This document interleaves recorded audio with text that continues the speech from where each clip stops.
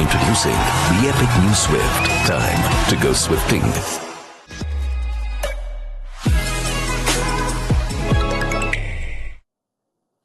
Last few days of the league stage, but we are in Guwahati for the first time for this year's IPL, which sees the Rajasthan Royals at what has now become their second home or adopted home in recent years, needing to get back to winning ways. While they were on a 3-match losing streak, we didn't quite see that coming. They've also managed to secure qualification with other results going their way. But Sanju Samson's side need to ensure a top 2 finish, still very much in their hands as they take on Punjab Kings, who currently sit at the foot of the points table, and they will see their stand-in captain Sam Curran feature for the last time. So we have plenty to build up to on Maruti Suzuki Arena presents ESPN Cricket for Timeout, powered by JBL. Tom Moody and Mitchell McClenaghan are right there. They had a bit of a feisty last show last night, just with some disagreements on how the impact zone went. Wasim Jafar was gracious, but we need someone with a little more authority to put these two big boys in line. So, got the fast bowler back. Varun, good to have you. Thank you, same here. Yeah. Would you like to have some opening comments to Varun, Tom? Yeah, sure. About last night? On the expectations you have from I just think it's great to have you back. You know, a man of your wisdom. You're a young man as well, still playing the game, so you're sort of close to it. You've got a real feel for it. So I'm very much looking forward to your insight tonight. Thanks, Tom. Do you not consider him to be an active player, given he's still playing a number of the retired league? I don't count them as games. Those retired games. Well, he's had a decorated career. I'd rather remember the man on my right as one of the great IPL winning players for Mumbai Indians. 2 trophies. 4 for him. But you won 4. I was there for 4 years. Yeah, but did you play all 4? I play all years. Yeah, but did you in the final? No, 2 of the years. There you go. He's tearing up. He's 2. going to let you have how many outrageous picks you want. Tom's just clearing board here. For us to, I'm a bit taken aback. Actually, said something nice. What's the trick? What am I getting lured into here? There's no trick at all. I've been asked by our host to welcome Varun, and I'm recognising you as one of the great IPL winning players. And not too many people got 2 trophies. Yeah, it's nice. And been involved in 4. It's telling of your equation that your confidence is so low when it comes to Tom that you can't accept a compliment. It's tough being a Kiwi taking a compliment. It's not really a New Zealand thing to do. He's blushing. So, I am a bit actually, but it's just got too much makeup on my face to see the blush. Right, order. I call this show to order because we have cricket to talk about. A team that needs to actually get back to winning ways. Rajasthan Royals, what's happening to you all? We saw the story last year.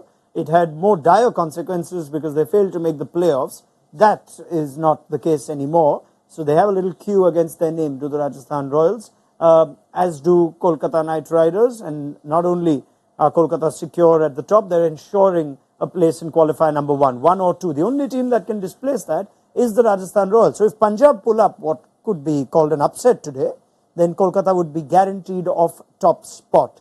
And Punjab, you can never rule them out. They could be sitting at 10th. They pull out these results out of nowhere. They were at Guwahati last year, and they managed to upset the Rajasthan Royals at a time where Royals were playing quite well. We said this stage of the season, Tom, there's not much for teams to play for who are already out of contention. Punjab Kings, you might thought have checked out. A number of their players have gone back. Livingston's gone back, Rabada's gone back, and we believe Sikandar Azar's also on international duty. But is there always a bit of a but when you play these teams, when there's so much contrasting, there's so much of a contrast as stakes go? Yeah, I think it's a huge but. There's a lot at stake from a franchise perspective and an individual perspective at this stage. They've still got 2 games to play Punjab, and you know, from a franchise perspective, no one wants to have the wooden spoon. So you want to be, 9th or 8th. If you're going to have a poor season, don't end up right at the bottom of the log. And secondly, from an individual perspective, there's a lot of people playing for their careers.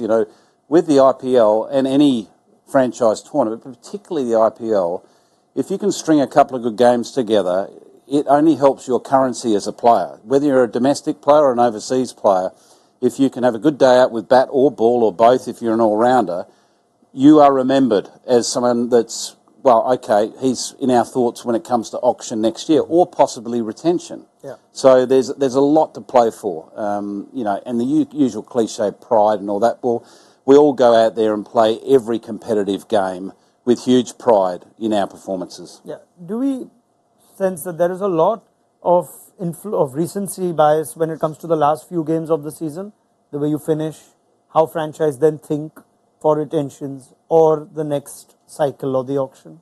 There is obviously a little recency bias, but there's a huge gap between this IPL and the next auction. It also boils down to what you've done through the season, and when your performances have come through and how much they count. So, I mean, teams are looking into a lot of different factors. It also depends, especially for Indian players, how your domestic season goes, how international seasons go for the international. So there are a lot of factors, but like Tom said, it's important. Punjab don't finish at the bottom because nobody wants to be in that situation, especially the team management, the owners, and even the players, because nobody wants to be a part of a team which is finished at the bottom. Yeah, I think the recency bias is more around if you finish the season poorly. Quite often you're only as good as your last game, and in this format and in this competition in particular, if you go out there and perform poorly over these last couple of games, that will be remembered more than if you go out and do something exceptional. All right. Well, as far as news from Guwahati goes, Rajasthan have won the toss. They're batting first. Batted first in the last game as well, after they spent a month chasing all right. But Sanju Samson says he doesn't expect Dew, even though we heard contrasting statements on the eve of the game from the Rajasthan Royals camp. Just remind you of how things have recently fared at Guwahati. Maybe they're looking at recent records and trends here at the Barsapara Stadium, where you've had 3 out of 4 for the team batting first. That includes 2 games of last year's IPL, where Punjab and Rajasthan curiously played. The Rajasthan-Delhi game was a day game, and we had 2 international games, one before the T20 World Cup in 2022, where India managed to score big runs. South Africa matched it as well. And in November then, just after the 50-over World Cup, Ruturaj Gaikwad got a terrific 100, which was bettered by Glenn Maxwell's Australia in a 440-run thriller. Remember, that's October-November. We're now in May. Those games were in April. But does the toss result surprise anyone on the panel of Samson batting when Rajasthan struggled on a very different Chepauk surface in the afternoon? Going into this game, I was really thinking that Rajasthan, I haven't seen the wicket, but them batting first does send a very slight message that the wicket could be on the slower side. Again, I might be totally wrong. I haven't seen the wicket. But that a slower wicket would always suit Rajasthan rather than Punjab, because their batsmen can play on slower tracks. Sanju's a really good player of spin. So is Jaiswal and the other guys. And also they have a really, really good spin attack, which has been doing well. Yes, Yuzi Chahal has not had the best last 6 matches. The last match was really good. But if they want to close out their qualifying and just tick that box, this would be the best option for them to go, because just like the way CSK does throughout, just make sure they play their conditions, this being the home stadium. It might be a slow wicket, might not be, but that would be their way of playing this match. My dear former colleague W.V. Raman said that it's a belter. You could expect high-scoring runs. Could be. So in other words, forget your slow wicket. why have they chose to bat first? It's puzzled me, to be honest with you, because I was thinking from the games that I remember at this venue that fielding and bowling in the second innings is difficult because of Dew. And we did sort of read, as you pointed out, Raunak, that overnight that they felt there would be Dew. Yeah. And that's the last position you want to find yourself in, because you can put sort of 15, 20 runs on a total with regards to the challenge that Dew presents to the bowling and batting side. Yeah, just on that point, we heard from Riyan Parag, who attended the press conference ahead of this game. And Parag, who knows this ground better than most, it's his home ground, said we expect the Dew is going to set in early. Wicket looks better than Chennai. Expect a high-scoring game. But we don't know till the first 5 or 6 balls are bowled. Again, the Assam captain, he's back at his home state, his home ground. There'll be a lot of love for Riyan Parag. So this further confuses. That could be the reason, mate. They've already qualified, and it's Riyan Parag's home ground. And maybe Sanju's just said, well, everyone wants to come and watch myself and Riyan bat, so we're going to give them the best opportunity for us to both get hundreds. Maybe it's as simple as that. And maybe they thought Punjab was going to get bowled out for 110 and the game would be over early. So could be. Now that's the left field version of what you're looking for. Could be. You never know. I thought when you play against a weaker side, like at club level or something like that, or your stuff, You want to bat first. Because What's your stuff? I've gone and watched this guy play cricket. First opportunity, drop the catch. First walk in the gate, drop catch. Are you okay, Mitch? What I'm saying, you want to bat first because... Would you like a sip of water? You want to... Okay. Okay, let's move on to the next question. May I confirm some big team news? I thought, Mitch, you were genuinely onto something when you started that point. Because maybe Rajasthan aren't as comfortable setting as they are chasing, and maybe therefore they would try to do something like that in this game, given they will have a different looking top order. Josh Butler's gone home. And that's big news for Rajasthan Royals. We knew it was coming, but it's come 2 games before they closed their league stage out. Kohler-Cadmore will play a T20 game in India for the first time. He has experience in the T20 format. And he also featured in Peshawar Zalmi's run to the playoffs of the Pakistan Super League. But that's all that he can account for as far as experience in this part of the world goes. Rovman Powell is back. No Shimron Hetmeyer still. 3 overseas names. Samson staying at the toss. We could see Donovan Ferreira come in as an impact sub later. That was very interesting from Sanju Samson, that he mentioned an extra batting option as an impact sub. Otherwise, they can choose once again between Andre Berger and Keshav Maharaj. I think they're going with the same philosophy as they started the season, where they sort of kept the powder dry with regards to the option of that overseas player. Depending how well they go as a batting unit, they want to have the flexibility without declaring their 4 overseas of having the bowling option. But if they're 3 for not many, 3 for 50 or whatever the number may be, maybe they need to lean towards the batting option and go Ferreira against Berger, which would be the preferred option, because you don't really want... You've got 6 quality players there at the top order. Ashwin 7, Bolt 8 looks a bit shaky to me. Yep, yeah. I mean, that's if their batting fires like it did. Yeah. Then it's not a bad way to go about it. But you like the inclusion of Powell in the batting team, which they'd done away with. They played only the 2 overseas at Chepauk and played Shubham Dubey. That's a better team. I'm glad he's come back, because I think he should have been there in the last game. I don't think there should have been... There was no reason for him to not play the last game. I think you've got to put a little bit more credit on his name in terms of his ability to actually bat. He's not just a finisher, and there was opportunities in the last few games for him to come up the order and actually be a batsman more so than just that hitter. But massive miss not having Hetmeyer there. They'll be hoping that he returns soon in the next game or so they can get him in for the qualifiers. Yeah, just if you want to find out what to expect at Guwahati, we've seen high-scoring games. You saw that in the numbers. Pace versus spin might give you an idea on whether Rajasthan are tempted to boost their spin attack. We're surprised they didn't in the last game. They didn't go for Maharaj when they could. They went for Andre Berger. Maharaj has played in that T20 that India played South Africa with a few years back. But 63% to the Pacers as far as the overs go. But spin has got the better economy rate, slightly better strike rate as well. We have had some afternoon games there, as we've pointed out. Whether they go for Maharaj, we'll find out at the end of this game. But let's have a look at the Punjab team as well. As far as news goes, we know that Sam Curran and Johnny Bairstow are expected to leave at the end of this game. Nathan Ellis will get his first game towards the latter part of this season. He was player of the match when Punjab and Rajasthan played at this ground last year. Rabada's already gone home, and they're really depleted on overseas resources. Still no Shikhar Dhawan. Riley Russo at 3, and Bairstow in what will be his last game as well. Harpreet Brar returns to the 11. Brar was an interesting miss in the RCB game. Was quite surprised by that. Very, very surprising. I was surprised they kept Brar out. I was surprised they kept Rabada out as well, because we know that the Rabada-Kohli matchup is a really interesting one. Brar as well with left arm. I believe there was a slight injury he was carrying at the time. But I think they asked the captain at the toss. He didn't say anything about an injury. That's when they really clarified that somebody's injured. Nothing of an injury. Brar as well, his last match versus RCB was like 4 overs, 13 runs, 2 wickets. You would want to play that bowler in the return fixture. Didn't play. So Punjab have made some very interesting calls, which has led to where they are in the table at the moment. Serious player Nathan Ellis, though, one of those who would have probably made a few other teams. Yeah, look, he brings a lot to the table. He's a great defensive bowler. You know, he's very different than Rabada. Rabada is an impact bowler in the power play, high speed, swings the ball away. He's going to challenge the outside and inside edge in those first 6 overs. Nathan Ellis is someone that you would use at the back end of the power play as a defensive option to get out of the power play. And maybe one in the middle if you're looking to break a partnership or slow something down. and obviously commit 2 of his overs at the end. He's got great change of pace. He nails his Yorker consistently. So at this venue, which is traditionally reasonably high scoring, he's not a bad inclusion. Tom Kohler-Cadmore is someone that we'll get to watch in IPL cricket for the first time. The 29-year-old has been around the T20 circuit for a long time. He's still to be capped by England. But Matt Roller will tell us a little more about Rajasthan's most recent opening bat.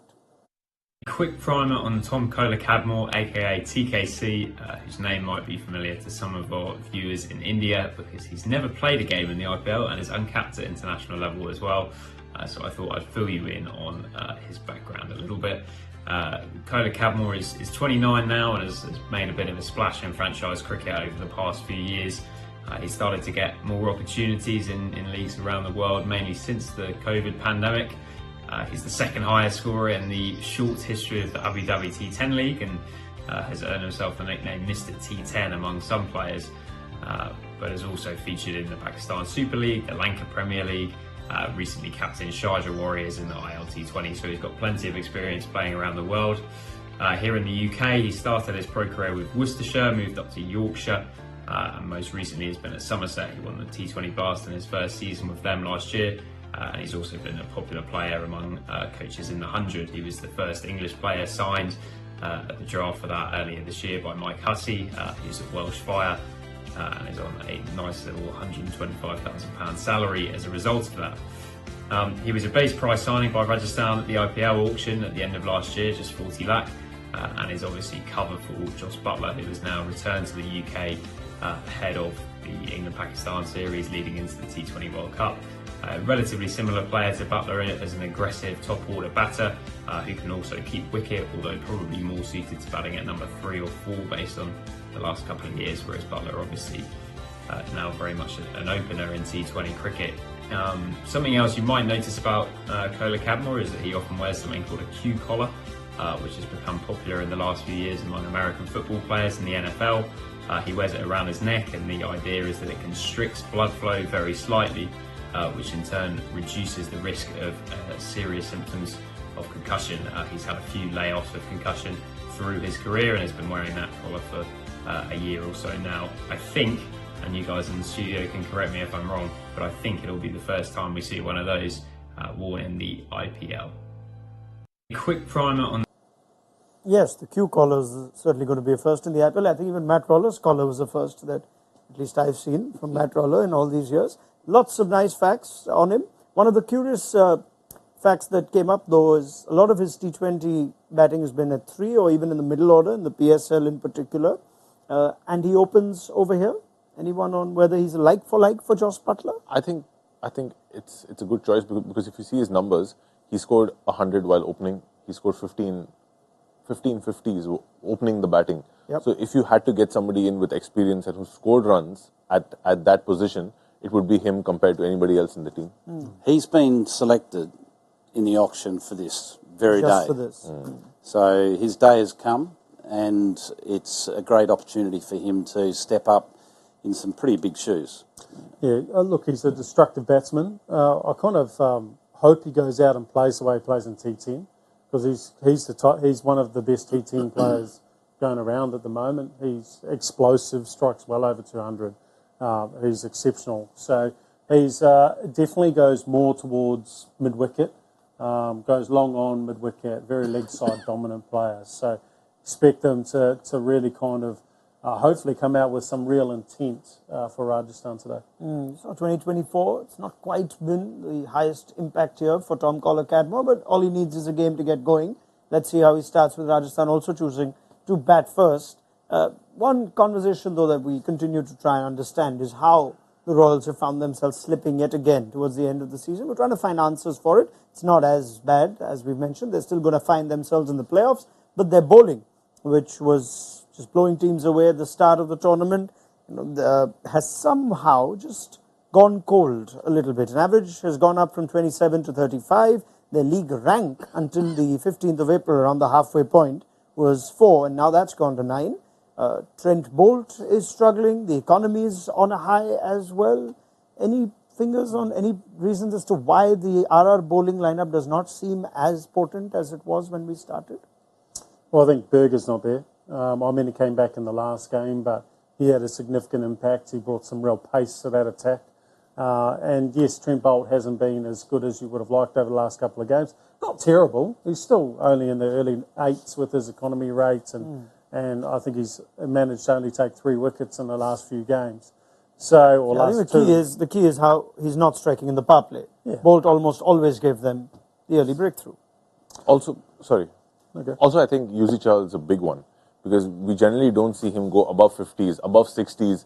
And over the last 6 games, I think 5 out of the last 6 games, he's gone above 40. And few of them have been really big, like 50s, like a early 60, which is a big contributor to that because they rely on somebody like him heavily through the middle to get wickets and keep the economy in check. That's off the back of Boult, right? So, like Boult, if he takes early wickets, batters have to be a little bit more circumspect against Chahal in the middle. Yeah, we saw the Boult numbers, Chahal numbers as well tell you a slightly similar story. If we just break down the season from the first 6 and the last 6, and especially where Chahal has to come in and have an impact, he's only picked up the 4 wickets in the middle overs in the last 6 games, with the economy also on a high. We've seen quite a few players play him quite well as well. Tom? My observation with Chahal this year, even though he's taken quite a few wickets, is that I felt that he's not turning the ball as much as he has done historically.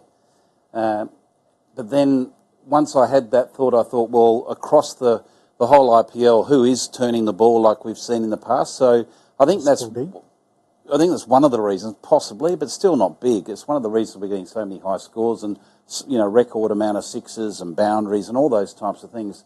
So I think, given that he's not turning it as much, he's not as great a threat, and you can actually take him on. So where, historically you try to score boundaries off Chahal, you're normally trying to do it square of the wicket, where he's getting hit square and straight as well. So I think that's one of the factors, is that he's not turning as much, so therefore he's having to rely more on his slider and bowling a little bit quicker than he'd ideally like to. My memory of Chahal, when he's been bowling at his best, is that, slow, being brave, getting it up, a lot of side spin, getting it to dip, and then getting players trying to hit him down the ground and going to deep cover caught at point or behind point. So when you say he's not turning it enough, I'm always curious, is it in the spinner's hand on how much it turns, or does it just not turn? I think it's both. I think the surface is really important, obviously, but when you are struggling for form as a spinner, you tend to go faster against going slower. Your natural instinct is, I've got to get out of this over, so you push it through a bit quicker. Therefore, you're not getting the side spin. The ball's coming more out of the front of the hand against from the back of the hand.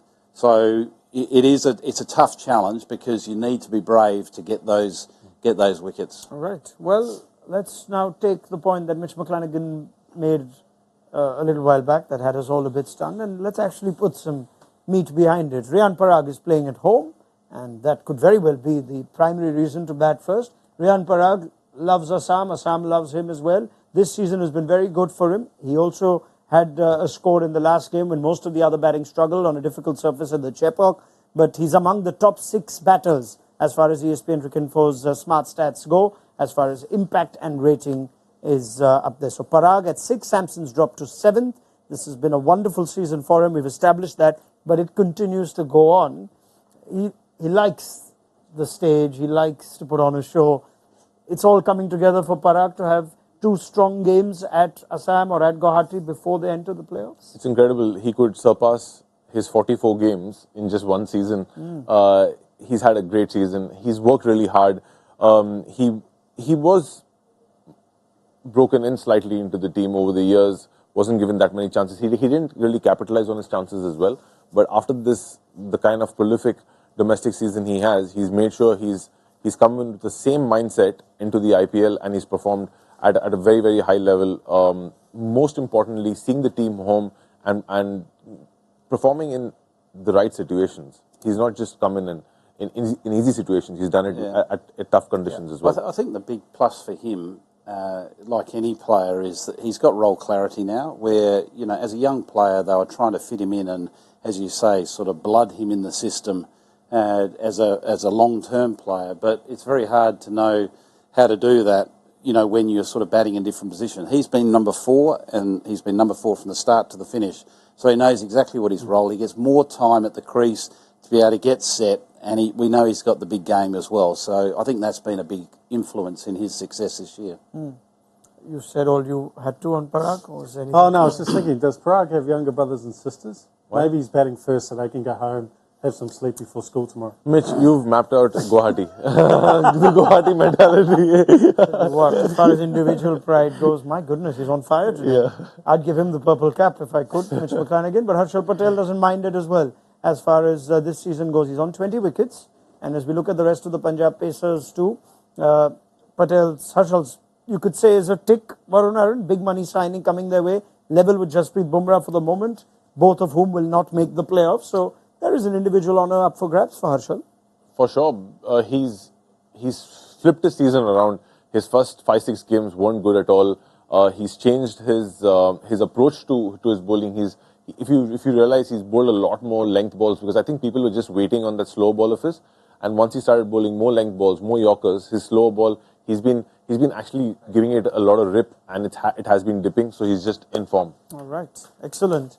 Jaiswal and Tom Kohler-Cadmore are out in the middle. Nice little role difference for Yashasvi Jaiswal. He's the senior player now in the opening partnership, you think, even though Kohler-Cadmore's been around a while. He's 29. But let's see if either of those are part of Tom, Mitch and Varun's impact picks. It's now time to head into the impact zone.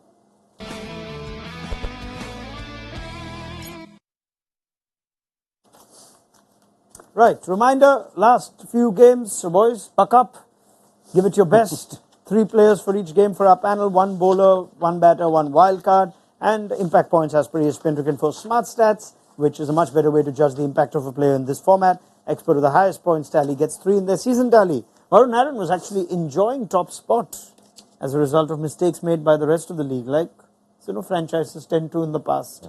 And now is a chance for you to take some ground from him, boys. So, yesterday's winner was Mitch McClenaghan. I will allow for Tom Moody to go first today. Oh, gosh. Okay, what would you like, batter or bowler first? Your pick, Tom. Okay. I will go with... I'm going to go with Trent Boult to come back into the wickets. Very well. We're looking at bowlers then, Varun. I'm going to go with Yuzi Chahal. Chahal, Mitch. I will go with Sandeep. Sandeep Sharma, all Rajasthan Royal picks. Varun, a batter, please. I'm going to go with Riyan Parag. Parag, the homeboy. Mitch, Sanju Samson. the Rajasthan captain. And Tom. And the left-arm opener from Rajasthan. Yashasvi Jaiswal, it is. Correct. Finally, wildcards. Mitch. I will go with Sam Curran. Okay, Sam Curran for Mitch McClenaghan. Tom Moody. Oof. Jaiswal's just blazed away from 4. That's good. I will go with the gentleman that's got 20 wickets so far in this IPL edition from the Punjab Kings. Very nice, Tom. Very nice. And finally, Varun. Jaiswal. Already taken. Who's taken? Oh, come on, mate. You need to concentrate. Oh, no, I'm sorry. I'm going to go with... I think I'll go with Ashwin. Ashwin, I see. Sure. Very interesting picks. Right, I will happily take Johnny Bairstow on his way out. Let's throw in Rovman Powell. Let's see how Rovman Powell does I like today. that. Yeah, very interesting pick. The And Jamaican. why not put in Arshdeep Singh to finish well? Arshdeep. He's playing, right? Yeah, Arshdeep's playing, yeah. Right, first innings predictions and outrageous picks. Varun. I think... Would you like to think a bit longer? I think Kohler-Cadmore is going to get 50. Oh, Kohler-Cadmore 50. Okay, I'll take that as an outrageous pick. Off how many balls? 50 on IPL debut. I can't tell you how many. No, that'll work. That's That'll work. IPL debut 50. it has- That's enough. Yeah, okay. 50 on IPL I'll debut say works. And a IPL score, debut. Varun? And a score 190. 190 for an Aaron. Mitch? Score will be 227. Oh, big score. Yep. and Sanju Samson will hit 50 off less than 26 balls. Less than 26 balls. Very well. Tom. I think the total's going to be 211, Raunak. 211. Yes, and my pick, Jaswal, is going to hit. Well, he's not going to He's hit going to hit his stumps. He's going to get out for less than 10 balls. That's so rude. Okay, I'll go For the for... benefit of our viewers who might I'll go for the Sanders. minute Tom Moody said the word hit is when we got the visual of Sam Curran cleaning up Yashasvi Jaiswal. I'm going to say that... He gets a double dip, do Oh, I haven't said what it was. you? What was he hitting? I don't need to complete my sentence. Sanju Samson is going to strike 4 or more sixes. So you're going with Mitchell. 4 or more sixes for Yeah, I'm Sam. supporting him because he's a bit down. Okay. All right, let's leave it there before any more of this is spoiled. Spoilers are being provided on this show. Let's not do any more of that. Thank you to Tom Moody, Mitch McClenaghan, Varun. You know what, Rajasthan Royals, they've lost 3 on the trot. They're playing against Punjab Kings. They've also lost Yashasvi Jaiswal after choosing to bat. So this may not be as one-sided as a lot of the Royals fans might think. Let's see where the game stands at halftime on Maruti Suzuki Arena presents ESPN Cricket for Timeout, powered by JBL. Download the mobile app if you haven't already. Fastest scores and so much more on the ESPN Cricket for mobile app. And we will wait to see where this game stands at the end of the Royals innings.